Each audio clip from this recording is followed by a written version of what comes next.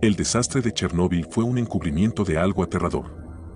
Probablemente has oído hablar del turismo en la zona de exclusión de Chernóbil. Yo he estado allí varias veces.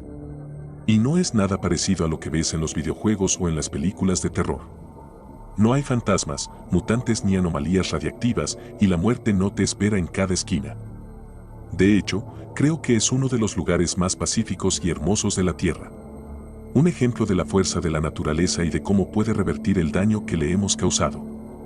Así que, cuando mi amigo Alexei decidió ir allí, sabía a quién contactar. Es estudiante de física y en este momento está realizando una especie de investigación sobre la caída nuclear. Dijo que quería obtener algunas mediciones y muestras directas. Pero ambos sabíamos que era solo una excusa para vivir una aventura. Visitamos la vieja planta de energía, la ciudad abandonada de Pripyat y la zona de exclusión circundante. Fue agradable, pero probablemente te aburriría con más detalles. Esa parte no es importante de todos modos. Estábamos conduciendo por caminos de tierra en un bosque al este de Pripyat cuando lo encontramos. Una vieja cerca oxidada y una puerta encadenada que bloqueaba cualquier paso adicional. Había un gran cartel con un símbolo de peligro por radiación que decía, área restringida. Solo personal autorizado. Había un par de enormes puertas de metal en el lado de una colina que parecía artificial, no muy lejos de la cerca, con un grano 13 pintado en ella y no entrar rociado en la parte superior. ¿Qué crees que es?, preguntó Alex. No lo sé, parece algún tipo de búnker, respondí. Y parece que ha estado cerrado por un tiempo, agregué, tras observar más de cerca las puertas. Ambas mitades estaban soldadas en el centro. Alex tomó sus muestras y lecturas, pero estábamos demasiado intrigados para marcharnos aún. ¿Crees que podemos entrar?, pregunté. Bueno, no de esta manera, eso es seguro. Incluso si no estuviera soldada, estoy seguro de que no tenemos forma de abrirla, respondió Alex mientras examinaba la enorme puerta. Parece un búnker subterráneo. Deben haber tenido una forma de bombear aire adentro, y no creo que esto sea. Tiene que haber otra manera de entrar, dije. Dimos la vuelta a la entrada principal para intentar encontrar otros medios de acceso. El día ya estaba llegando a su fin y poco a poco se oscurecía. Mientras buscábamos, un pensamiento cruzó por mi mente. ¿Por qué soldarían las puertas? ¿Qué hay dentro que es tan importante que llegaron tan lejos para mantener a la gente alejada? Mira, hay algo allí, me sacó Alex de mis pensamientos. Era un bloque de concreto de un par de metros de tamaño con lo que parecían ser respiraderos en los lados. Al mirar dentro de los respiraderos, noté que también estaban sellados con pesadas trampillas de acero y no había forma clara de abrirlas. Sin embargo, también había una puerta un poco más pequeña etiquetada como túnel de servicio con una gran rueda en el exterior. ¿Debería abrirla?, pregunté. Sí, tengo mucha curiosidad por saber qué es. De todos modos, no tenemos que entrar. Al menos veremos si la puerta todavía funciona. Al principio, la rueda no giraba debido a la oxidación y la suciedad, pero eventualmente cedió. La puerta se desbloqueó. Tiré de ella y comenzó a abrirse lentamente. Era muy pesada y requería mucha fuerza. Detrás de la puerta había una pequeña plataforma y un estrecho túnel vertical con una escalera. Lo que llamó mi atención fue que había un mecanismo de bloqueo idéntico en el interior. Eso significaba que podían cerrar la puerta desde ambos lados. Pero, ¿por qué? Tuvimos suerte, porque si la hubieran cerrado desde adentro también, no habría forma de entrar. Entré y dirigí la luz de mi teléfono hacia el pozo. No era lo suficientemente fuerte como para llegar al fondo. El aire era húmedo y viejo, y había algo que no podía identificar. Un olor químico muy tenue. No había radiación ni señales de ningún otro peligro. No puedes estar bromeando. Esto es increíble. Tenemos que volver aquí y explorarlo más tarde, dijo Alex. No podía estar más de acuerdo, ya casi estaba oscuro, así que volvimos a sellar la puerta y dimos por terminado el día. Pero nos prometimos regresar. Inmediatamente intenté investigar cuando llegué a casa, pero lamentablemente no tuve éxito. Incluso traté de llamar a Pavel, un amigo que conocía mejor la zona que yo. De hecho, fue él quien me llevó allí por primera vez. Él tampoco pudo ayudarme, pero prometió preguntar. Le conté sobre nuestro plan y le pregunté si no quería acompañarnos, pero lamentablemente estaba fuera del país por un tiempo. Una semana después, empacamos nuestro equipo y seguimos adelante. Trajimos cuerdas, linternas pesadas, luces químicas, contadores Geiger, ropa protectora impermeable, un medidor de oxígeno y un pequeño tanque de buceo de emergencia por si acaso. Y sí, no somos tontos, así que le dijimos a nuestros familiares y amigos sobre nuestro viaje y cuando esperábamos regresar. Cerramos la puerta detrás de nosotros mientras descendíamos por el pozo de acceso. No podíamos saber qué había allí abajo y no queríamos causar una fuga de radiación o algo así. Finalmente, caímos en un túnel de concreto que encerraba los respiraderos de aire y algunos tubos más pequeños. Obviamente no había energía, así que no había luces. Menos mal que llevamos las nuestras. Seguimos el túnel y llegamos a otra puerta, pero esta vez era una normal, no la pesada del búnker. Pasamos y entramos en una sala con 4 grandes bombas de aire y algunos equipos eléctricos y controles. Los conductos de ventilación se dividían aquí en 2 más grandes que bajaban directamente al suelo y 2 más pequeños que cruzaban la sala donde había otro juego de puertas. Detrás de las puertas había un gran salón con numerosas cajas, crates y otros cargamentos esparcidos por todas partes. También había un puesto de seguridad. Detrás del puesto, encontramos la puerta principal que habíamos visto desde el exterior. Justo al lado, había un equipo pesado de elevación. Regresamos a través del puesto de seguridad y echamos un vistazo a un conjunto de ascensores. Había un mapa sencillo con el diseño de la instalación, piso por piso. Estábamos en el piso 0, el vestíbulo principal. Había otros 4 pisos debajo de nosotros. Piso -1, oficinas, seguridad y recreación. Piso -2, laboratorios seguros. Piso -3, acelerador, cámara de descontaminación de sala limpia. Piso -4, sitio de experimentos. El mapa estaba titulado Objeto 13. No era un búnker militar. Este era un sitio de investigación. Tomamos un conjunto de escaleras, ya que los ascensores no servían sin energía. Un pensamiento inquietante cruzó mi mente mientras descendíamos. Probablemente estaban moviendo algunos suministros, luego los dejaron allí y llevaron el equipo a la puerta principal. ¿Estaban tratando de salir?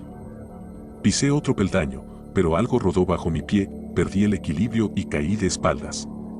Mi mochila, por suerte, absorbió el impacto. Miré bajo mis pies para ver qué causó mi caída, casquillos de bala vacíos. Esta no era la única razón por la que me sentía extraño en este lugar. Tan pronto como llegamos al nivel -1, noté que todas las puertas estaban abiertas. Cada una de ellas.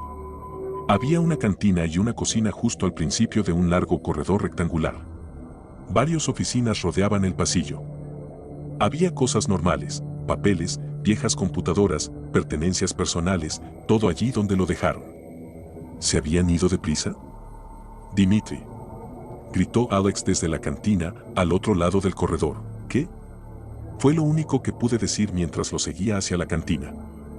La comida aún estaba servida de manera ordenada en las mesas. Pero no estaba en mal estado. No estaba fresca, pero tampoco se estaba descomponiendo, como debería estar una comida de 30 años. ¿Cómo es esto posible? Pregunté. No lo sé, tal vez fue irradiada o algo así. Pero ya no lo está, lo comprobé. Realmente no tengo idea, amigo, respondió, tan desconcertado como yo. Oh, ¿por qué no simplemente nos dimos la vuelta y nos fuimos? Ahora que estoy escribiendo esto, había tantas señales de advertencia. Algo realmente malo sucedió allí abajo. Pero supongo que estábamos demasiado emocionados y curiosos. Sin embargo, en este punto, mi emoción comenzó a desvanecerse y fue reemplazada por una sensación inquietante. A pesar de eso, continuamos y descendimos al nivel -2. La escalera terminaba aquí, y para bajar más, tendríamos que cruzar todo el piso para llegar a otro en el lado opuesto. Había un puesto de seguridad y una gran puerta de explosión que teníamos que atravesar para llegar a los laboratorios. Nuevamente, cada puerta estaba completamente abierta. Sin embargo, las cosas que la gente dejó aquí no estaban ordenadas como deberían. Era un desastre por todas partes. Había todo tipo de habitaciones con equipos que no entendía. Ocasionalmente, había más casquillos de bala vacíos en el suelo. Aún había un corredor rectangular central como arriba, pero las habitaciones a su alrededor eran como un pequeño laberinto. Casi al otro lado del piso, encontramos la oficina del científico jefe. Como dije, en todas partes era un desastre, pero encontré un diario en el escritorio. Solo había unas pocas páginas, el resto estaban arrancadas. 5 de octubre de 1984, hoy logramos translocar varios átomos sin cambios en ninguna propiedad física. Será un largo camino hasta que podamos transportar objetos sólidos, pero estamos haciendo un buen trabajo aquí. 17 de enero de 1985, hoy hemos logrado transportar una manzana. Sin embargo, no pude evitar notar que el patrón de piel roja y verde en la parte superior era ligeramente diferente. Pero seguía siendo la misma manzana, con la misma estructura, forma, todo. También intentamos transportar algunos dispositivos electrónicos. No sufrieron daños y estaban en funcionamiento. Creo que aún tenemos mucho que perfeccionar y aprender sobre esta tecnología, pero no podemos detenernos ahora. El país cuenta con nosotros. 21 de febrero de 1985, después de las pruebas con animales, hoy translocamos a nuestro primer humano. Está vivo y sano, un valiente héroe de nuestra nación. Hemos demostrado que esta tecnología funciona ahora, pero la practicidad sigue siendo muy limitada debido a la relación fija de translocación. Aún no podemos enviar materia. Solo intercambiar las posiciones de dos objetos de igual masa. He propuesto un nuevo tipo de dispositivo que podría lograr la translocación unidireccional de un solo objeto, pero necesitaría una inmensa cantidad de energía. 1 de mayo de 1985, nuestros superiores aceptaron mi propuesta. Van a construir un nuevo translocador mucho más grande aquí, en la planta de energía, para que podamos usar un reactor nuclear como fuente de energía directa. Hay una cosa más. Hemos translocado docenas de sujetos de prueba. Cada uno está vivo y bien, pero a veces son un poco, diferentes. A veces afirman que varios eventos del pasado ocurrieron de manera diferente a como realmente sucedieron. A veces afirman conocer a personas que no existen, o más alarmante, conocen a personas que no se supone que deben conocer. Lo siguiente fue escrito a mano con un lápiz. El sujeto de prueba 28 hablaba un idioma desconocido y no podía entender ningún idioma real después del experimento. Después de eso, había muchas páginas faltantes. 25 de abril de 1986, vamos a intentar cambiar nuestro enfoque. Ha pasado más de un año y aún no hemos tenido éxito en eliminar la anomalía de simetría de translocación. Ni siquiera sabemos qué la está causando, pero no vamos a hacer ningún progreso de esta manera. Hoy, vamos a intentar acceder a la realidad del conducto. A pesar de que la unidad 2, la que construimos en la planta de energía, aún es nueva, la vamos a utilizar para este experimento. ¿Quién sabe qué maravillas nos esperan al otro lado? Había una última página en el diario. En ella, solo había una frase, escrita una y otra vez. Les dejamos entrar. Alex, creo que deberíamos irnos, llamé. Amigo, ven a ver esto, respondió. Salí del laboratorio y volví al pasillo. Había ropa por todo el corredor. Bueno, lo que quedaba de ella. Estaba hecha jirones. No había cuerpos, ni sangre, solo tiras de tela y algún que otro zapato o reloj. Miré hacia arriba y me quedé mirando el oscuro corredor frente a nosotros. Simplemente me quedé allí un momento. Era, no sé, como si algo hubiera despedazado a todas estas personas y luego limpiara todo. Excepto la ropa y otros materiales no orgánicos. Una ola de puro y instintivo terror me invadió. No podía moverme. Ni siquiera respiraba. Solo salgamos de aquí, dijo Alex. Nos dimos la vuelta y nos alejamos. Al principio lentamente, pero luego aceleramos el paso. Nuestros pasos resonaban por la estructura subterránea. Solo quiero salir de aquí, amigo. No debimos haber hecho esto, dijo Alex. No le conté sobre el diario, pero... Mis pensamientos fueron interrumpidos por una repentina realización. Su voz no resonaba. Solo eran nuestros pasos. Creo que él también se dio cuenta, porque ambos nos detuvimos y escuchamos. Nada. Solo silencio. Di un paso al frente. Clac. Di otro paso. Clac. Había una puerta justo frente a nosotros y me forcé a intentar algo. La cerré detrás de nosotros al pasar y coloqué un matraz de vidrio que encontré en el suelo encima. Di un paso adelante. Silencio. Solo era un eco después de todo, pensé. Nos alejamos, cuidadosamente al principio, pero luego nuevamente aceleramos el paso. Doblamos una esquina y entonces sucedió. Crash. El vidrio se hizo añicos. Alguien o algo acababa de abrir la puerta. Dejamos todo nuestro equipo excepto nuestras linternas y corrimos lo más rápido que pudimos. Ni siquiera sabía que podía correr tan rápido. Siempre intenté ser un tipo duro, pero nunca había tenido tanto miedo en mi vida. Nuestros pasos ya no resonaban. O mejor dicho, no estaban en sincronía con los nuestros. Algo nos estaba persiguiendo. Cada segundo se acercaba más. Y más. Tan pronto como llegamos al puesto de seguridad, comenzamos a cerrar la puerta. La bisagra oxidada de la puerta chilló en protesta, pero tiramos con todas nuestras fuerzas. Casi la teníamos cerrada cuando escuchamos un fuerte y gutural rugido antinatural. La puerta se cerró de golpe y giré la rueda a la posición de bloqueado. Mi corazón latía tan fuerte que fue todo lo que escuché por un tiempo. No, espera, no era mi corazón. Era esa cosa, golpeando la puerta de explosión cerrada. Volvimos a correr. Alcanzamos la escalera y subimos, dando 2 a 3 pasos a la vez. Finalmente llegamos a la sala de bombas de aire. La ascensión realmente nos agotó y, aunque estaba aterrorizado, sentía que me desmayaría si daba otro paso adelante. Además, la habíamos cerrado allá abajo. Alex se sentó y se apoyó en uno de los grandes conductos verticales con un golpe.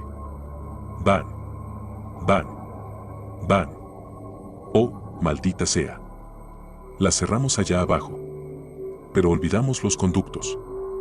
Alex y yo nos miramos, nuestros ojos se encontraron y luego, el conducto estalló y él desapareció.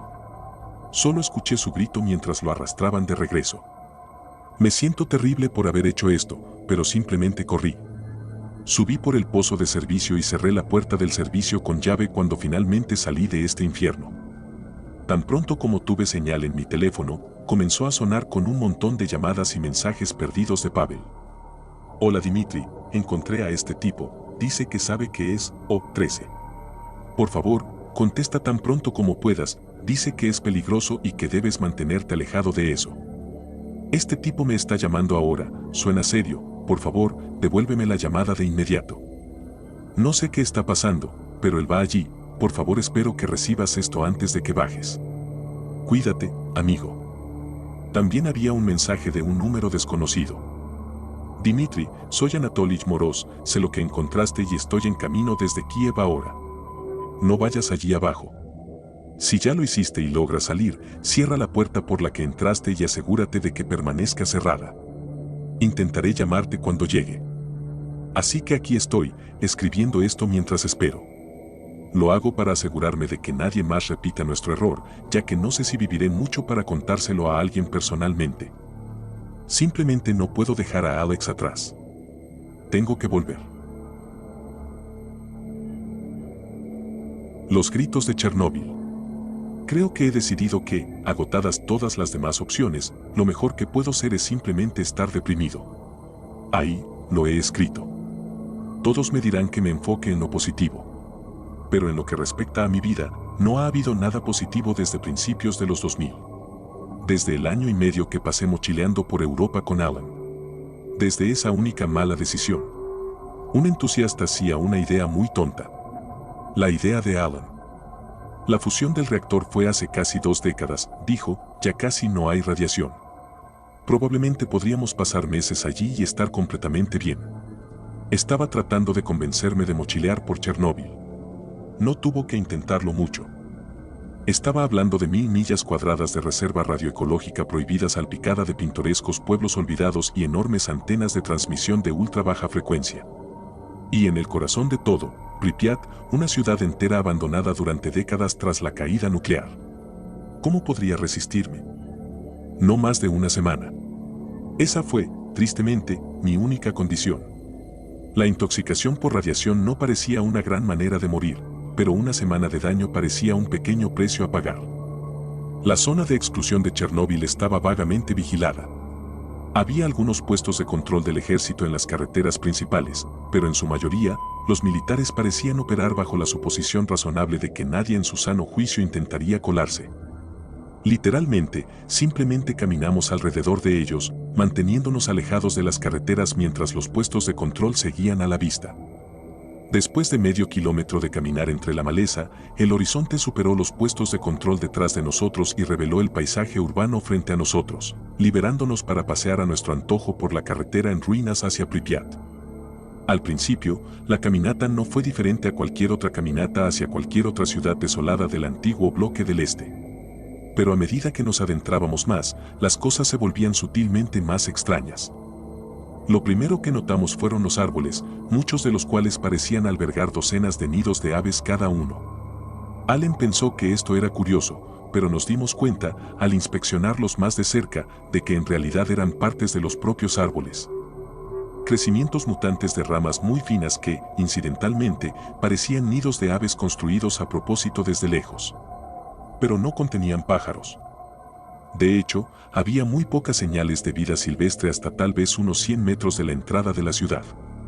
Estas señales se limitaban principalmente a los ocasionales excrementos de aves secos en el camino, que se volvían notablemente más frecuentes a medida que nos acercábamos a la frontera de la ciudad. Parecía que las palomas preferían la seguridad de los edificios a la amenaza de los halcones en el cielo, y por lo tanto, miles de nidos naturales justo fuera de los límites de la ciudad quedaban sin usar. Alan y yo habíamos recorrido nuestra buena cantidad de ciudades abandonadas antes, devastadas por la guerra o inundadas o secas o colapsadas bajo el peso de las crisis económicas. Pero ninguna como Pripyat. Pripyat parecía un lugar imposible. En nuestros primeros 10 minutos, encontramos árboles creciendo a través de las escaleras de edificios completamente amueblados, un juego de ajedrez sin terminar en una terraza en ruinas, máscaras de gas decrépitas esparcidas y cubiertas de décadas de polen y polvo. Todo abandonado, pero ni saqueado ni dañado. Intocado por nada más que el tiempo.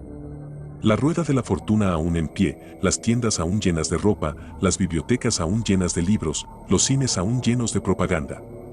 Era como si todos los ciudadanos de esta bulliciosa ciudad funcional hubieran decidido de repente un día simplemente irse y nunca regresar.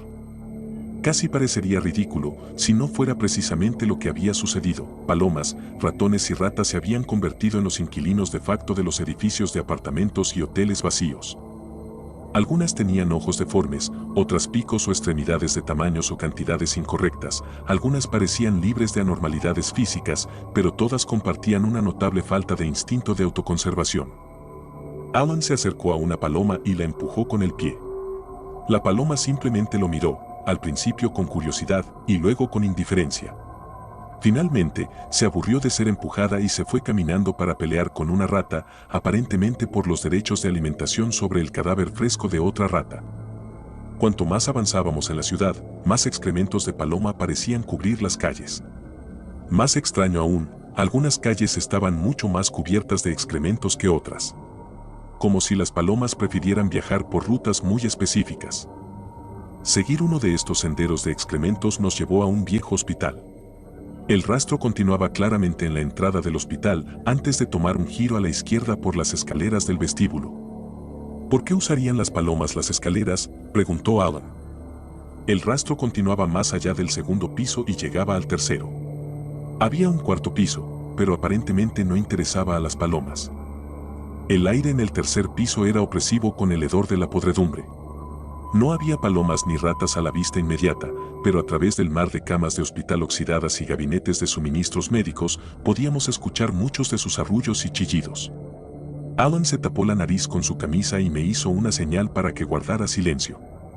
Nos acercamos hacia el hedor y el ruido hasta tener una línea de visión a través del enredo de marcos de cama metálicos. Las palomas estaban descansando sobre lo que parecía ser un cadáver humano severamente hinchado. Había una vieja muñeca de trapo esparcida junto a su mano inmóvil. «Jesucristo», susurró Alan. «¿Crees que está vivo?». Una de las palomas comenzó a picotear el bíceps grisáceo e hinchado de la criatura. Arrancando carne, comiendo lo que no caía en la colmena de ratas que subían y bajaban por las piernas del pantalón del cadáver y entre sus dedos restantes. Líquido fluía de donde la paloma picoteaba, pero era espeso, negro y lento. «No», dije rotundamente. «No lo creo». Justo cuando estábamos a punto de irnos, la picoteada de la paloma pareció alcanzar algo y de repente se vio rociada con un chorro fresco de sangre roja brillante. El cadáver hinchado gruñó, se estremeció y miró alrededor hasta que notó a la paloma ensangrentada que aún picoteaba su bíceps. La extraña cosa cadáver la miró por unos segundos. Luego, en un movimiento increíblemente rápido, agarró a la paloma y le arrancó la cabeza de un mordisco. Las otras palomas ni siquiera se inmutaron. Podíamos escuchar el cráneo de la paloma siendo triturado entre los dientes de la cosa. Alan vomitó. La criatura escuchó. Saltó rápidamente, demasiado rápido, sobre sus pies. Las palomas volaron por todas partes. Corrió hacia nosotros. Empezamos a correr, pero Alan resbaló en el charco de vómito a sus pies. Mientras luchaba por ayudarlo a levantarse, la cosa del cadáver hinchado se detuvo de repente, se dio la vuelta, corrió de regreso a donde había estado sentado, guardó la muñeca en el bolsillo y luego volvió a correr hacia nosotros. Apenas habíamos logrado girar la esquina en los pocos segundos que le tomó al cadáver abultado saltar sobre la jungla de marcos de camas y atravesar los gabinetes médicos para alcanzarnos. Su hombro golpeó mi espalda con fuerza al derribar a Alan al suelo y yo me estrellé contra la ventana. Lo último que recuerdo ver fue un breve vistazo de la criatura hiperextendiéndole la pierna a Alan, como si fuera una pieza de pollo asado. No recuerdo haber aterrizado en la grieta entre el contenedor de basura y el hospital. Pero allí me encontré. En un callejón en medio de la noche, cubierto de ratones y luz de luna y fragmentos de vidrio roto y ensangrentado. Con un fémur fracturado, un esguince en el tobillo izquierdo y una leve conmoción cerebral. Desperté al sonido de los gritos de Alan. No estaba seguro si me estaba volviendo loco, si él me estaba atormentando o si de alguna manera seguía vivo. Vivo y con dolor, gritando durante horas y horas mientras vagaba por las calles por alguna razón. Eso era lo que parecía. Obviamente, la explicación más probable era la conmoción cerebral, pero si había alguna posibilidad de que estuviera vivo y hubiera algo que pudiera hacer para salvarlo, iba a intentarlo a toda costa. Me tomó varias horas levantarme en el contenedor de basura y fabricar una férula para la pierna y una muleta con los desechos dentro. Por suerte, había un viejo termómetro de mercurio en el contenedor. Rompí el termómetro y presioné el mercurio entre un trozo de vidrio y un pedazo de cartón para usarlo como un espejo sorprendentemente funcional. Un modo de ver alrededor de las esquinas parecía justo lo que necesitaría si iba a salir de allí con muletas. Todavía podía escuchar los gritos de Alan mientras salía del contenedor. Poco a poco se hicieron más fuertes mientras practicaba mantener el equilibrio con la férula y la muleta. Cuando sentí que me había acostumbrado, me dirigí a la esquina del callejón y usé el espejo para mirar hacia el patio y la calle. Podía ver el rastro de excrementos de pájaro que salía de la entrada del hospital y se alejaba de mí. Me senté allí y esperé mientras los gritos se hacían más fuertes. No fue hasta el crepúsculo del amanecer que la silueta de la criatura abultada se hizo visible en el reflejo de mi espejo. Se dirigía hacia el hospital, arrastrando un gran saco por el suelo. De vez en cuando, metía la mano en el saco para sacar puñados de restos de carne y luego los arrojaba detrás de sí a la horda de palomas y ratas hambrientas que lo seguían. Había un sutil brinco en su paso mientras se acercaba, como si estuviera liderando un desfile, o teniendo un día especialmente agradable. Todo el tiempo, los gritos de Alan se hacían más fuertes. Pensé que tal vez la cosa había metido a Alan en el saco. Por un momento imaginé a Alan mutilado y arrastrado por las calles durante horas, traumatizado y gritando en una bolsa de cadáveres de animales. Pero luego la criatura sacó otro puñado de restos del saco y arrojó detrás de sí un globo ocular humano y un gran trozo de cráneo y cuero cabelludo con un mechón de cabello del mismo color y longitud que el de Alan. Así que probablemente no había forma de que Alan siguiera vivo. Y, sin embargo, los gritos de Alan se hacían más fuertes y fuertes a medida que la criatura se acercaba. No fue hasta que la criatura llegó a la entrada del hospital que finalmente pude distinguir los detalles de su rostro hinchado en el espejo. En su boca había parte de una columna vertebral humana, a la cual se le había atado un largo tubo carnoso. Entonces me di cuenta, con una extraña mezcla de asco, horror y alivio, de que el sonido de los gritos de Alan no provenía del saco, sino del tubo en la boca de la criatura. No había Alan. Solo sus gritos mientras la criatura tocaba su canción por toda Pripyat en un instrumento casero que había fabricado con la laringe de Alan. Logré salir de Pripyat después de que la criatura se quedara dormida. En algún momento, me derrumbé en el camino de regreso hacia los puestos de control de la zona de exclusión. El shock, el agotamiento, la pérdida de sangre y similares. pero fui encontrado y rescatado por patrullas a la mañana siguiente.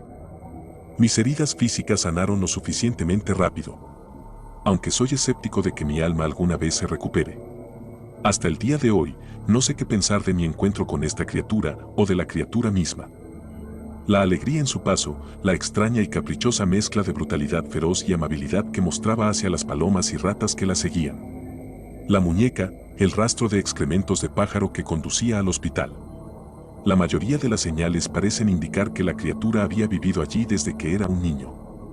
Mi investigación obsesiva desde entonces solo ha servido para corroborar aún más esta inquietante posibilidad.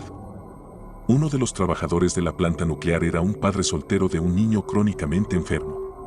Sería lógico pensar que este niño pasó gran parte de su tiempo, los documentos están en mal estado y no puedo determinar el nombre o género del niño, en el hospital. Cuando la planta explotó, las enfermeras debieron trasladar al niño fuera de la sala infantil para hacer espacio para los heridos. Luego, días después, cuando la magnitud de la caída radioactiva quedó clara para el público, el niño fue olvidado en la prisa por evacuar el hospital. Con su padre ya muerto por la explosión, no habría nadie para notar su ausencia. A menudo me atormentan sueños del niño despertando, solo y postrado en cama y asustado. Todos los que conocía, de repente e inexplicablemente desaparecidos. Las ratas, las palomas y las muñecas, sus únicos amigos y comida durante años. La radiación mutando lentamente su carne en una maraña insensible de crecimiento muscular esporádico y exceso necrótico. Hasta que, de alguna manera, por algún oscuro y retorcido milagro, se encontró lo suficientemente fuerte como para levantarse de su cama. No sé si todavía acecha las calles de Pripyat. Si evita silenciosamente a los grupos de personas que, desde entonces, las agencias de turismo emprendedoras han permitido llevar en autobuses para estancias nocturnas. Tal vez se haya trasladado a los bosques, más probablemente, simplemente esté muerto. Su cuerpo hace mucho tiempo colapsó bajo el peso de quistes y lesiones en constante crecimiento. Después de años de someterme a todas las formas de terapia conocidas por la psiquiatría moderna, hice un viaje de regreso a Ucrania. Viajé de orfanato en una búsqueda desesperada de algún tipo de cierre. Me ofrecí como voluntario para ayudar a los niños huérfanos de las víctimas de la planta de energía de Chernóbil. Pensé que, tal vez, si veía a suficientes niños siendo cuidados, si hacía mi parte para cuidarlos, podría aceptar la horrible vida que la criatura debió haber vivido. Podría convencerme de que el mundo se había equilibrado. Que el universo mostraba bondad en proporción a su crueldad. Ni siquiera se me concedió este mínimo consuelo. Encontré a los niños en estos orfanatos alimentados y vigilados por comunidades postcomunistas en apuros que nunca pidieron la carga de cuidar lo que veían como inválidos y callejones sin salida genéticos. Cuidadores que resentían el confort material de los niños, patrocinado por las generosas donaciones de extranjeros a los orfanatos, que las circunstancias económicas habían negado a los miembros perfectamente funcionales de sus propias comunidades. Los niños eran alimentados, vigilados, y poco más. Sus vidas consistían principalmente en luchar y llorar contra sus propios defectos, retrasos mentales y locura. Luchando solos, a la vista de adultos indiferentes. Hasta que cumplían 18 años y eran arrojados a un mundo para el que nadie los había preparado. Condenados informalmente a las prisiones y salas de locura sin tener culpa alguna. Comparado con lo que vi en los orfanatos, la criatura fue la afortunada. Y así, mis sueños, una vez plagados solo por la criatura, ahora también están plagados por los orfanatos que tuvo la suerte de evitar. Así que sí, creo que mi depresión es apropiada. En cuanto a Alan, su recuerdo parece distante estos días. Nunca intenté decirle a su familia, ni siquiera localizarlos. Apenas puedo recordar su rostro. Solo me atormenta el recuerdo de sus gritos. El monstruo en el bosque. Las cosas no van muy bien para mi esposa y para mí. Tengo 27 años y he sido trabajador de la construcción desde que tenía 18. Hasta hace poco, no tuve problemas para mantenerme empleado desde que comencé a trabajar en 2004. Tuve la suerte de formar parte de una empresa que logró sobrevivir a la mala economía de los últimos años, al menos hasta ahora. Debido a algunas demandas, mi empresa se declaró en quiebra. Perdí mi trabajo y, como he estado trabajando en negro tanto tiempo, no tengo derecho a desempleo. Estaba preocupado. Como hombre, tenía que proveer para mi familia. Mi esposa y yo tenemos 2 hijos a los que necesitamos cuidar. Ella trabaja en el comercio, pero no gana suficiente dinero para mantener un techo sobre nuestras cabezas y comida en la mesa. Inmediatamente comencé a buscar otro trabajo, pero no tengo educación, así que no fue fácil. Navegué por Craigslist. Estaba dispuesto a hacer cualquier cosa: construcción, trabajos de jardinería, trabajo físico, transporte, tengo una camioneta, seguridad, soy un tipo bastante grande, como un jugador de fútbol americano, lo que sea. De vez en cuando conseguía algún trabajo ocasional, pero tenía problemas para mantenerme a flote. Hasta que vi una oferta de trabajo en Craigslist.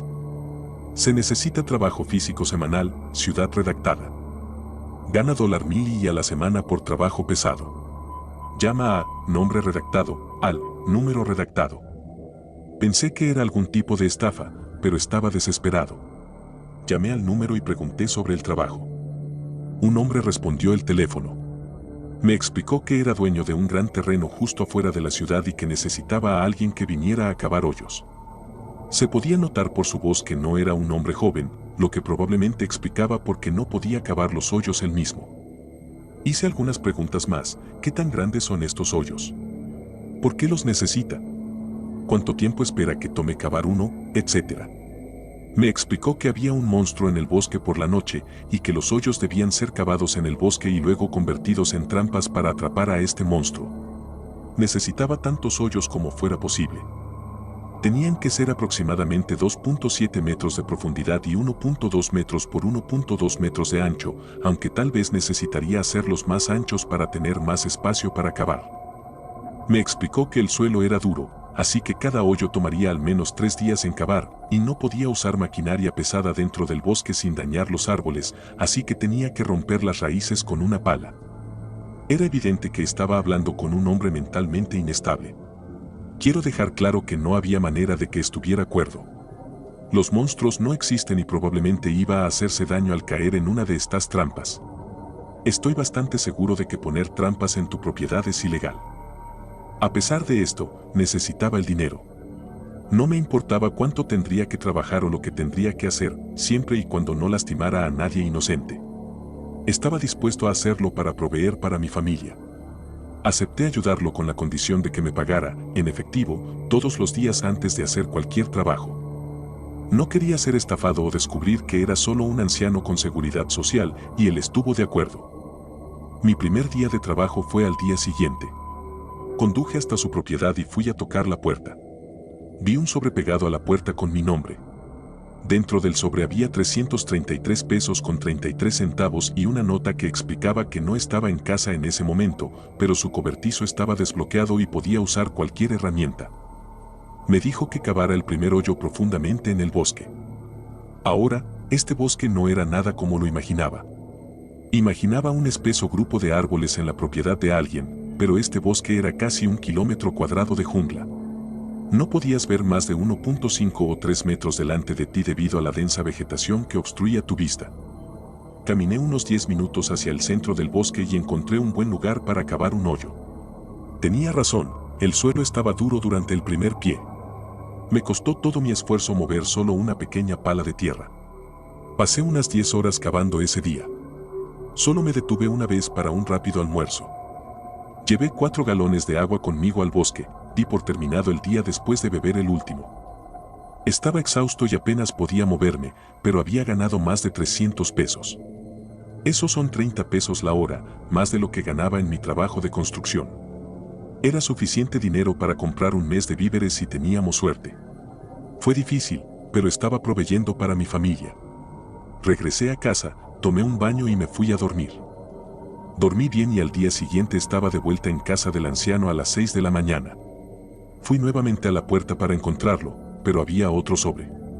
Dentro, había 666 pesos con 67 centavos y una nota.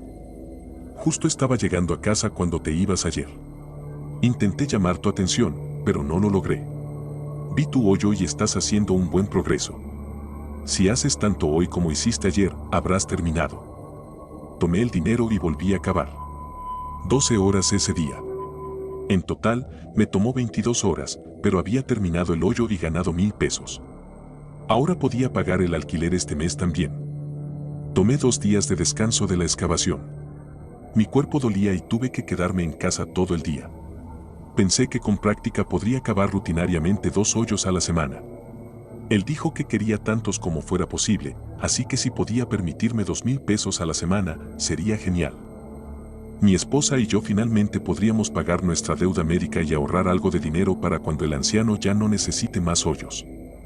Esto continuó durante más de un mes. Nunca estaba en casa, solo dejaba dinero e instrucciones sobre dónde quería el siguiente hoyo. Yo entraba y comenzaba a cavar a las 6 de la mañana y salía a las 5 de la tarde para poder cenar con mis hijos. Mi cuerpo se estaba desgastando, pero proporcionaba un ingreso necesario. Me tomaba 18 horas cavar un hoyo, 2 días de trabajo. De vez en cuando, iba a revisar los hoyos que había cavado, para asegurarme de que no estuviera enterrando cuerpos humanos o algo así. No lo hacía. Ni siquiera estaba convirtiéndolos en trampas. Algunos hoyos se derrumbaron, otros mantuvieron su forma, pero en su mayoría estaban tal como los había dejado. ¿Quién sabe por qué estaba cavando hoyos? Tal vez estaba tratando de recrear ese libro House donde buscan tesoros en el desierto. Un día, cuando llegué a su propiedad, había más de un sobre en la puerta. Abrí y leí el segundo, y me di cuenta de que el anciano había contratado a otro trabajador. Otro cavador de hoyos. En mi carta, me dijo que necesitaba 120 hoyos más en total. 120. Tendría trabajo por mucho tiempo, incluso si alguien más comenzaba a ayudar. Esperé y hablé con este segundo hombre. Parecía un buen tipo. Era mayor que yo por unos 20 años, pero estaba en una situación similar a la mía. Había trabajado en la industria automotriz y lo habían despedido recientemente. También necesitaba un techo y comida, y pensó que este trabajo sonaba demasiado bueno para ser verdad, pero estaba dispuesto a asumir ese riesgo. Poco después, a mi esposa le diagnosticaron cáncer. Nos quitaron el seguro y la mayor parte del dinero que estaba ganando, que era mucho, se destinó a las facturas médicas. Pasaron los meses. 120 hoyos se convirtieron en 100 y 100 en 50. En ese momento estábamos bien, pero me preocupaba lo que sucedería cuando ya no necesitara cavar hoyos. Un día terminé mi hoyo temprano. Mientras me alejaba, noté a mi amigo cavando su hoyo. Estaba casi terminado, 1.5 metros de ancho, 2.7 metros de profundidad. Agarré su escalera y me fui. 2 semanas después, rellené su hoyo. El anciano tiene razón, hay un monstruo en el bosque. Él sigue loco por creer que atrapará a un monstruo con su propia trampa. En mis 20 años, podría decirse que era una chica aventurera. Hace unos 10 años, más o menos, ocurrió algo que cambió eso. Me mudé a la ciudad, conseguí un trabajo aburrido y un apartamento aburrido, y me volví decididamente aversa a la naturaleza. Sin embargo, finalmente lo estoy poniendo aquí, porque todos ustedes merecen escucharlo. Después de todo, probablemente me salvaron la vida. En ese momento, acababa de graduarme de la universidad y me mudé de Texas a Alaska, por deseo de, ya lo adivinaron, aventura. Tenía un trabajo haciendo cosas que me gustaban. Pagaba bien y me daba suficientes días de vacaciones para salir y hacer algo realmente aventurero de vez en cuando. Una de las cosas que tenía en mi lista de deseos desde que me mudé al norte era conducir la carretera Dalton. Para los no familiarizados, es una carretera, generosamente, que va desde Fairbanks hasta Prudhoe Bay en el Océano Ártico. Es un viaje de 500 millas, 11 horas en verano, pero gracias a las realidades del trabajo no pude ir hasta principios del otoño. A principios de otoño, ya había comenzado la nieve, pero las quitanieves todavía podían mantener la carretera bastante despejada, y estaba conduciendo un Toyota Land Cruiser del 95 equipado para expediciones, me encantaba esa cosa. Además de eso, era una chica aventurera. Estaba preparada. Tenía equipo de camping, equipo de emergencia, un teléfono satelital, suficiente comida y agua, suficientes bidones para el viaje de ida y vuelta, y la mejor invención de Sam Code en la consola central, por si acaso. Para los no familiarizados, ese es el 1911, me encantaba esa pistola. Planeaba hacer el viaje en 2 días, durmiendo en la parte trasera del Land Cruiser a mitad de camino. Tenía suficientes mantas para mantenerme caliente y tenía un espacio trasero agradable y cómodo en el que podía meterme. Tenía que conducir más despacio por la nieve, quería disfrutar del paisaje y el sol se estaba poniendo bastante temprano en esa época del año. Ese día tuve un buen comienzo y la conducción fue bien. Para cuando pasó lo del asunto, había estado oscuro durante aproximadamente una hora y estaba entrando en las estribaciones de la cordillera de Brooks. Eso es un buen paisaje y también un terreno por el que no quería estar pasando en la oscuridad, así que estaba a punto de detenerme para pasar la noche cuando vi luces de precaución adelante. Para los no familiarizados, una regla básica para cualquier alascano es que siempre te detienes cuando ves a alguien en apuros en el lado de una carretera remota como esa, especialmente después de que comienza la nieve.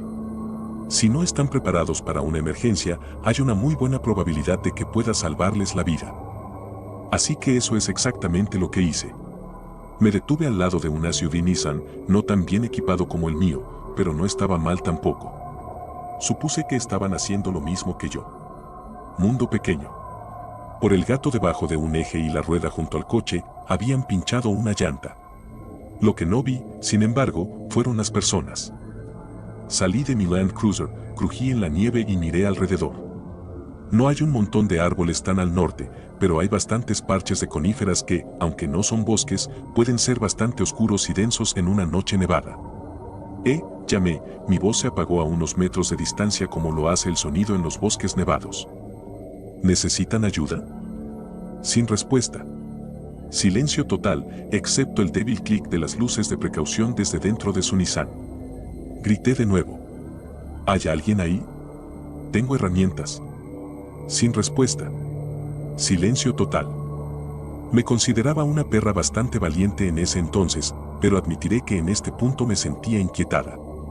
Este vehículo definitivamente no había estado aquí durante mucho tiempo, pero no había nadie a la vista. Además, el silencio sepulcral y la oscuridad de la noche eran inquietantes.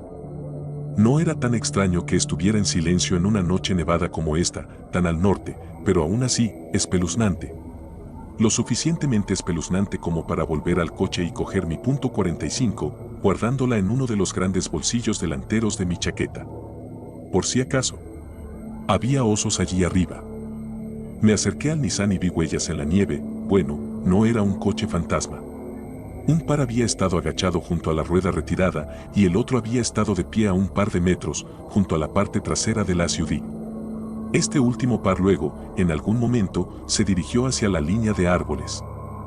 Se detuvo unos metros más adelante, dio unos pasos y luego continuó hacia el bosque. El par cerca de la llanta luego, presumiblemente más tarde, se levantó y corrió tras el primero. No era un rastreador experto, pero no era difícil darse cuenta de cuando alguien corría sobre la nieve. Ahora estaba realmente inquietada. Estaba tentada a volver al coche y seguir conduciendo durante un buen rato, pero, como dije, esto fácilmente podría haber sido cuestión de vida o muerte allí arriba. Además, tenía mi .45. Podía manejar a un oso grizzly. Probablemente. Eso era lo peor que encontraría aquí arriba. Probablemente. Así que, adelante, seguí, siguiendo esas dos series de huellas hacia el bosque.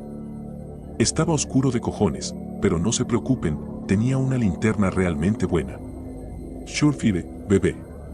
Chica aventurera, ¿recuerdan? El silencio sepulcral pareció volverse aún más sepulcral y silencioso tan pronto como pasé la línea de árboles, como el sonido en los bosques nevados. Probablemente. Lo único que me reconfortaba y me aseguraba que no había quedado sorda era el sonido de mi respiración y mis botas crujientes en la nieve. Volví a llamar, tal vez 20 metros adentro del bosque. ¿Está todo el mundo bien? Esta vez, obtuve respuesta. Era la voz de una mujer, y sonaba asustada. Por aquí, llamó. ¡Ayuda!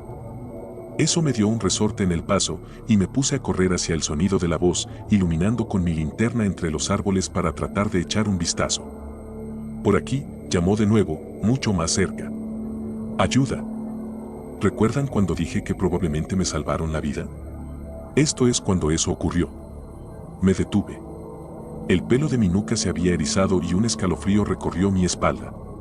Algo no estaba bien con esa voz. No podía poner el dedo en qué, pero estaba ligeramente mal. Apunté mi linterna hacia donde había escuchado la voz. «¿Estás herida?», dije, con la voz elevada, pero ya no gritando. «¡Ayuda!», la voz llamó de nuevo, pero esta vez estaba incluso más cerca. No había escuchado el crujido de ningún paso. «Por aquí». Mi agarre en mi linterna se apretó y mi corazón comenzó a latir con fuerza en mi pecho. Esto no estaba bien. Había leído muchos relatos de terror en aquel entonces y había visto y escuchado mi parte justa de historias espeluznantes. En ese momento, no pensaba que ninguna de estas cosas fuera real, pero lo que me estaba pasando me resultaba demasiado familiar y estaba activando todas las alarmas. Algo sobre esta situación exacta estaba tirando de la parte posterior de mi mente como algo de lo que debería estar aterrorizada. Intenté una vez más. ¿Cuál es tu nombre?, pregunté con cautela. Ayuda, la voz llamó, y no podía estar a más de unos metros de distancia.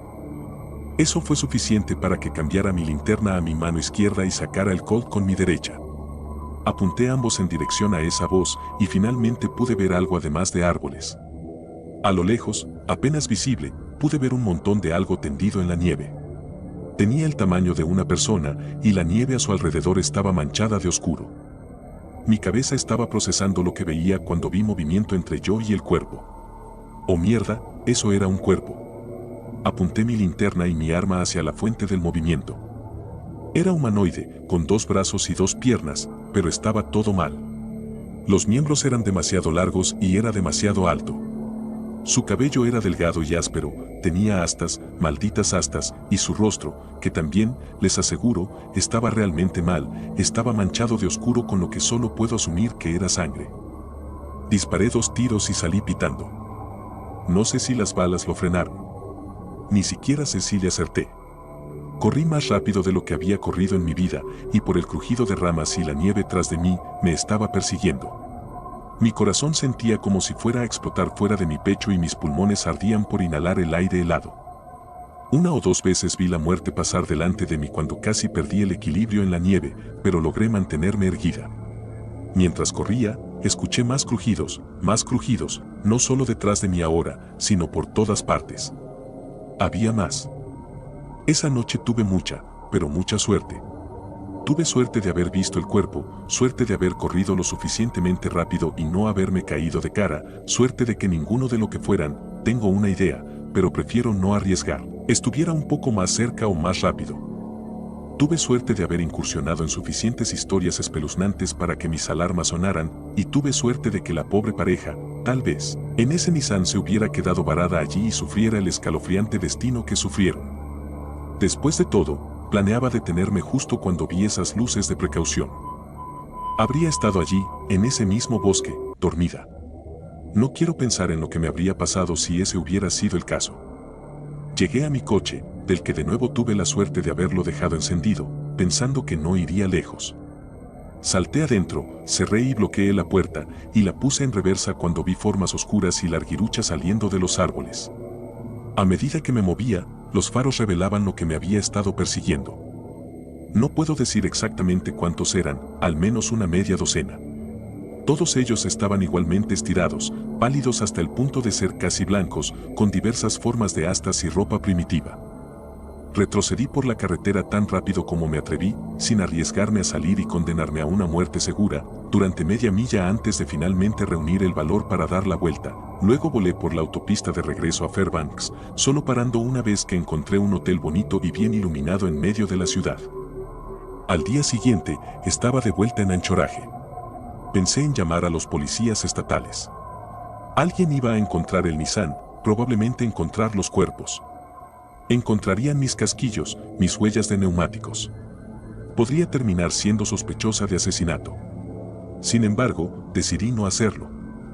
Si me delataba, de todos modos sería sospechosa de asesinato, y entonces sabrían que fui yo. Era mejor apostar a que nadie podría relacionarme con esa escena, especialmente estando tan lejos de lo local como estaba. Durante la siguiente semana, empacé mis cosas, dejé mi trabajo y mi contrato de alquiler, y me mudé de regreso a Texas. Nunca terminé con la policía golpeando en mi puerta, así que supongo que tomé la decisión correcta. Todavía tengo pesadillas con esas cosas erróneas y alargadas persiguiéndome. Probablemente tenga trastorno de estrés postraumático, pero no es como si pudiera hablar con un terapeuta al respecto sin terminar en un manicomio. Ya no soy una chica aventurera. Nunca voy a ningún lugar por la noche y me quedo en la ciudad tanto como sea posible. No salí de allí ilesa, pero salí de allí viva, lo cual es mejor de lo que se puede decir por los que estaban en el Nissan. Tuve suerte. Soy un cuidador estacional en un parque nacional en Alaska. No diré cuál, porque aún valoro mi trabajo y mis empleadores me han advertido que me calle sobre cualquier cosa inusual que haya visto durante mi tiempo aquí. Dicho esto, hay cosas muy extrañas que he visto en los últimos 3 años que he tenido este puesto, y pensé en compartir algunas contigo. Quizás ni siquiera sepas que es un cuidador estacional, y eso es completamente comprensible. En general, no es tan emocionante, si soy honesto. Comienzo mi temporada cuando el parque ha cerrado para el invierno y es mi responsabilidad asegurarme de que las diversas cabañas y edificios públicos estén mantenidos y que la nieve sea retirada de sus techos para evitar cualquier daño, ese tipo de cosas. Es un trabajo solitario y si eres una persona sociable, probablemente no sea para ti. Se necesita ser un poco extraño para ponerse voluntariamente en exilio durante 3 meses seguidos, sabiendo que no hay salida hasta que la nieve comience a derretirse y los arados puedan comenzar a despejar algunas de las carreteras de acceso que conducen hasta mi cabaña. Tengo una moto de nieve que puedo usar para hacer el viaje de 3 horas hasta la estación de guardabosques más cercana si es necesario, pero no es como un rápido viaje a la tienda de la esquina. Pero está bien para mí. Siempre he sido un poco solitario y tengo a Max, mi terrier Jack Russell, para hacerme compañía. El trabajo no es muy exigente, generalmente paso solo unos pocos días a la semana atendiendo mis responsabilidades y el resto del tiempo es mío para hacer lo que quiera.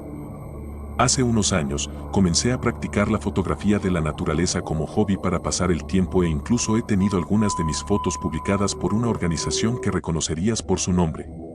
De hecho, tengo copias enmarcadas de esas revistas colgadas en la pared detrás de mí en este momento.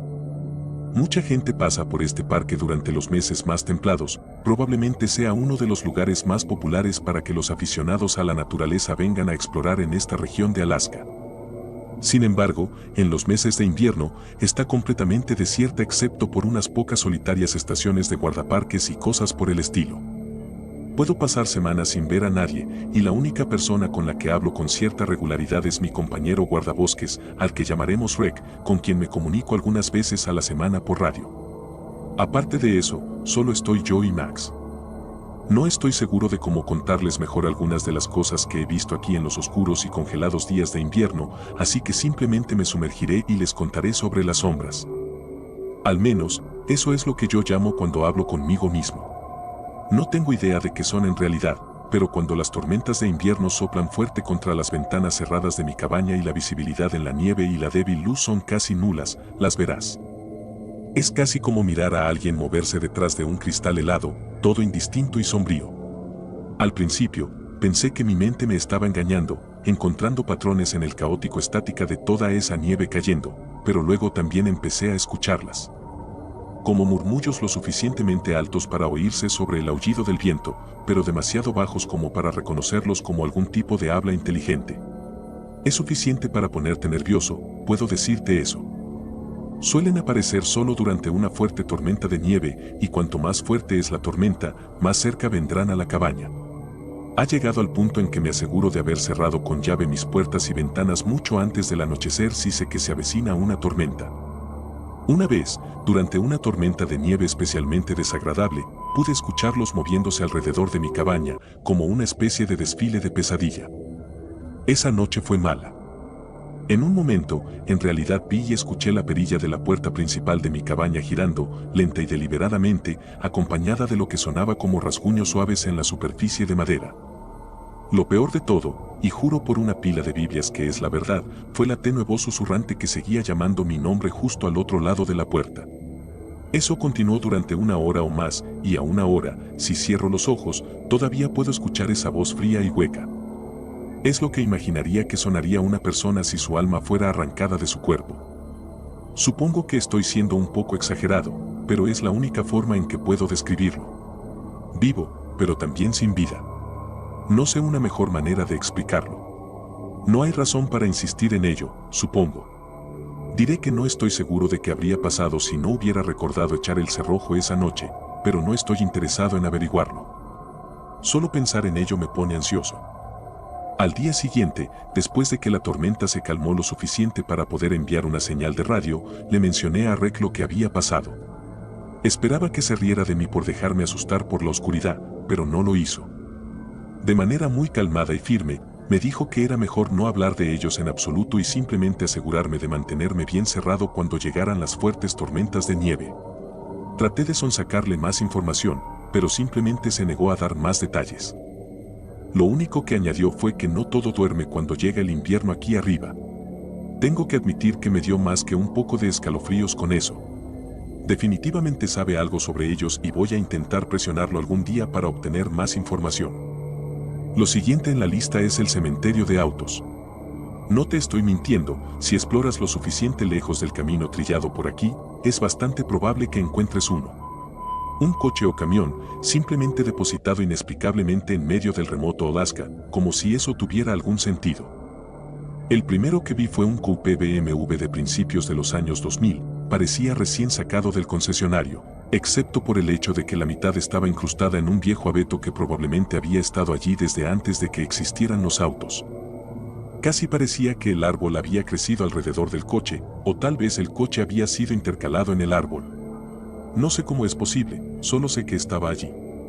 He visto algunos durante mi tiempo aquí, a veces atrapados en los árboles como ese BMW y a veces simplemente sentados en medio de un espacio abierto de tierra. Todos parecían recién salidos de la carretera y ninguno tenía una manera lógica de haber llegado hasta allí, incluso sin la parte de estar atascado en los árboles.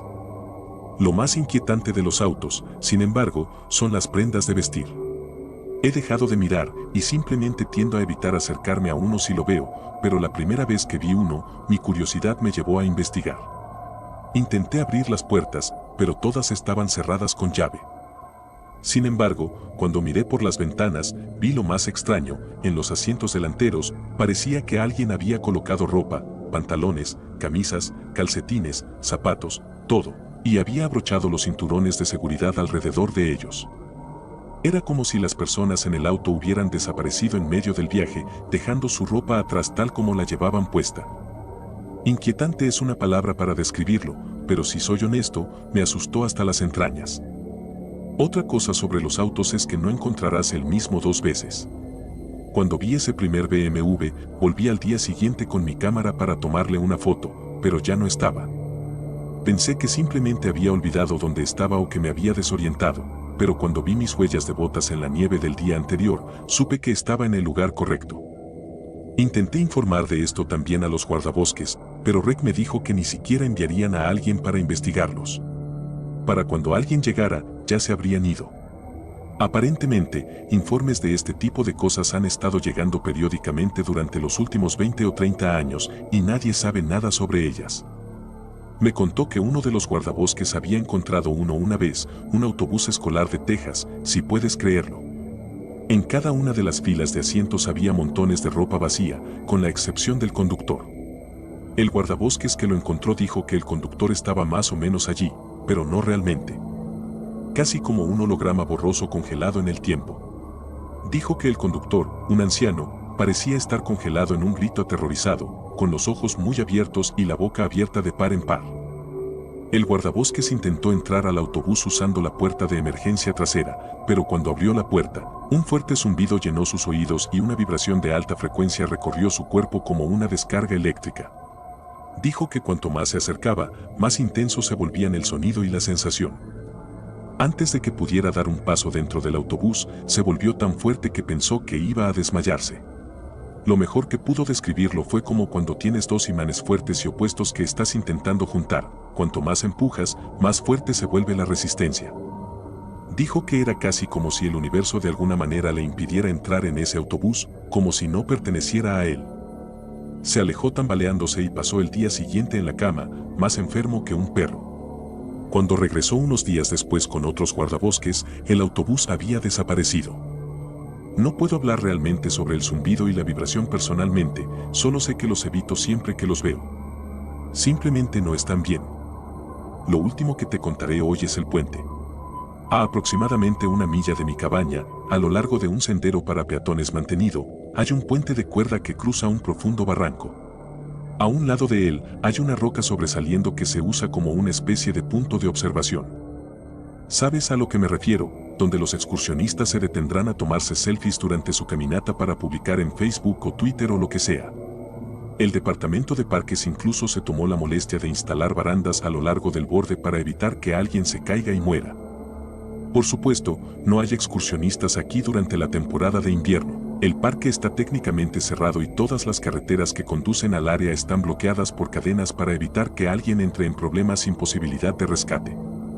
Camino por ese sendero probablemente una vez a la semana, buscando nuevas oportunidades fotográficas para ocupar mi tiempo.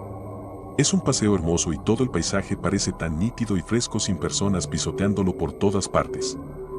He tomado algunas fotos increíbles del puente, pero no me atrevo a pisar cuando hace este frío. Las tablas están constantemente congeladas y resbaladizas con hielo. Estoy bastante seguro de que no se necesitaría mucho para resbalar y caer de culo y deslizarme bajo las cuerdas de seguridad a la altura de la cintura. Caería 200 pies sobre las rocas antes de darme cuenta de lo que estaba pasando. Aquí está la parte extraña, sin embargo. Invariablemente, cuando llego a ese puente, encontraré múltiples conjuntos de huellas que conducen hasta el afloramiento rocoso, pero ninguna que se aleje de él. Provienen de todas direcciones diferentes, algunas del sendero y otras directamente de los árboles, pero todas parecen detenerse en el borde del barranco. Son de varios tamaños y longitudes de zancada, algunas muy pequeñas y otras tan grandes que tienen que haber sido hechas por alguna mole de persona. La primera vez que las vi, tuve miedo de que algunos intrusos se hubieran acercado demasiado al borde y se hubieran caído. Pero cuando pasé la mayor parte de un día haciendo mi camino cuidadosamente hasta el fondo del barranco, no pude encontrar ninguna señal de que alguien hubiera estado allí además de mí. Seré el primero en admitir que no soy ningún rastreador, pero incluso yo puedo decir cuando las huellas en la nieve fresca conducen a un lugar y no regresan. Caminé hacia ese saliente una vez para ver si podía averiguar a dónde habían ido todas estas personas. Tal vez había un sendero oculto que no estaba viendo, pero en el momento en que mi pie tocó esa piedra, mi cabeza comenzó a latir como si estuviera sufriendo la peor resaca que haya tenido. Cuando me alejé de él tambaleándome, el dolor desapareció como si nunca hubiera estado allí y me quedé con una hemorragia nasal bastante insistente por el resto de la tarde como único recuerdo. No lo intenté de nuevo. Max ni siquiera se acercará a él, comenzará a gemir tan pronto como comencemos a acercarnos a esa parte del sendero. Debes tener en cuenta que este es un perro al que, en varias ocasiones, he tenido que luchar dentro de la cabaña porque estaba tan indignado de que una manada de lobos se atreviera a acercarse demasiado a su territorio. A pesar de su pequeña estatura, no parece tener el gen de autopreservación que le dice cuando debería tener miedo de algo. Pero no el mirador, sin embargo, esa es una historia diferente por completo. Incluso Max tiene sus límites, supongo. Porque nunca volveré a Alaska. Hace aproximadamente una semana, publiqué esta historia, pero aterrorizado de ser etiquetado como mentiroso o lunático, la retiré en menos de 15 minutos. No fue lo suficientemente rápido, supongo, ya que algo sucedió poco después que me impulsó a intentarlo de nuevo. Lo que alguna vez fue simplemente una experiencia espeluznante y surrealista que tuve en 1999 en Alaska se ha vuelto mucho más aterrador para mí. Intentaré explicarlo, pero puede que tenga que dividir esto en partes. Cuando estaba en la universidad, quería reducir los préstamos estudiantiles que necesitaba para completar mis últimos 2 años de escuela. Fue mientras buscaba un empleo mejor remunerado que encontré un folleto sobre trabajos de verano en una fábrica de conservas en Alaska. Creo que todavía se ven estos anuncios hoy en día, aunque ha pasado un tiempo desde que puse un pie en un campus universitario. Es sorprendente cómo un anuncio mal hecho en un trozo de papel rojo barato capturó tan rápidamente mi imaginación. Ven a Alaska, decía la promoción. Trabaja duro, gana dinero loco y luego regresa a casa. Según algunas fuentes, podrías ganar lo suficiente en un verano para pagar un año completo de universidad. Recuerden, esto era en 1999. Así que llamé al número del folleto y, después de unas breves entrevistas telefónicas durante el siguiente mes, volé, pagando mi propio boleto, a Washington y tomé un ferry que finalmente me dejó en Hans, Alaska. Desde allí me llevaron en autobús por una carretera de verano. Estas son carreteras que desaparecen en invierno a algún lugar fuera de Sebar. En realidad, tienes que pasar por parte de Canadá para llegar a Anchorage y luego volver al sur hasta Sebar. Fue un viaje increíble, de 20 horas. O eso me han dicho. Dormí todo el camino. Desperté justo cuando llegamos al poblado desgastado que sería mi hogar durante el verano. Decliné tomar la habitación que me ofreció la empresa y los otros 10 chicos con los que la compartiría y decidí armar una tienda de campaña en un campamento que nos proporcionaron. Acampar en Alaska durante 3 meses. Iba a ser increíble. Al menos, eso pensé hasta que comencé a trabajar. Querido señor, el trabajo. Es difícil de describir para alguien que no lo haya hecho realmente. Todos los días, 7 días a la semana, desde las 5 de la mañana hasta las 10 de la noche, me ponía mis monos de goma verde brillante y trabajaba en la línea de Slime. Masas de peces decapitados se agitaban ante mí y mi trabajo era destripar estas cosas. Por supuesto, ya estaban muertos, pero aún así me sentía como algún tipo de psicópata desquiciado con un cuchillo. No solo abría los cuerpos, también tenía que buscar el valioso caviar entre lo que salía mientras buscaba. Algunas personas maldecían, otras vomitaban y otras se reían mientras el repulsivo y agotador trabajo asumía el control de nuestras vidas durante los días y semanas. Yo tuve dificultades para adaptarme.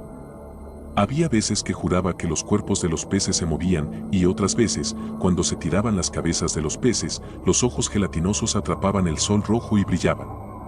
Durante más de 12 horas al día estaba literalmente hasta las rodillas en sangre, tripas y muerte.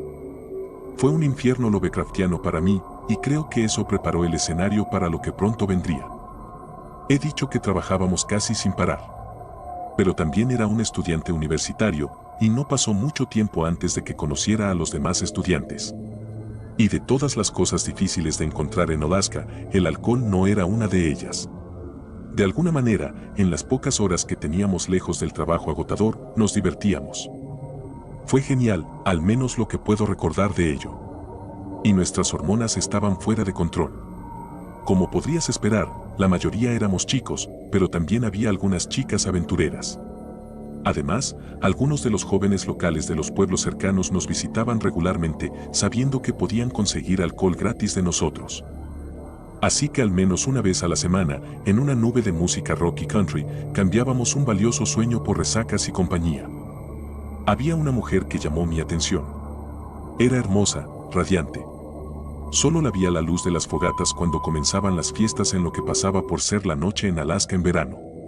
Alguien dijo que era local, pero eso es todo lo que sabía sobre ella. De hecho, no tenía ni idea de su edad. De alguna manera parecía joven y vieja al mismo tiempo. No hablaba mucho, pero sus ojos eran fascinantes. La mayoría de nosotros nos derretíamos por ella, y a medida que las semanas se convirtieron en meses, descubrí que no podía dejar de pensar en ella. Su nombre, dijo, era Susitna. Era la segunda noche antes de mi finalización de mi tour de verano, y después de fichar, el campamento y el edificio de apartamentos estallaron en una fiesta que solo puedo describir como feroz. El alcohol fluía temprano, y nadie realmente se divertía. La agonía acumulada de los últimos 3 meses se liberaba en una ira enferma e insalubre. No sé cómo explicarlo de otra manera. Se desataron peleas, las tiendas de campaña fueron saqueadas y la gente empezó a resultar herida. A lo largo de todo eso, sentada en lo alto de una losa de concreto junto al fuego, Susitna observaba en silencio.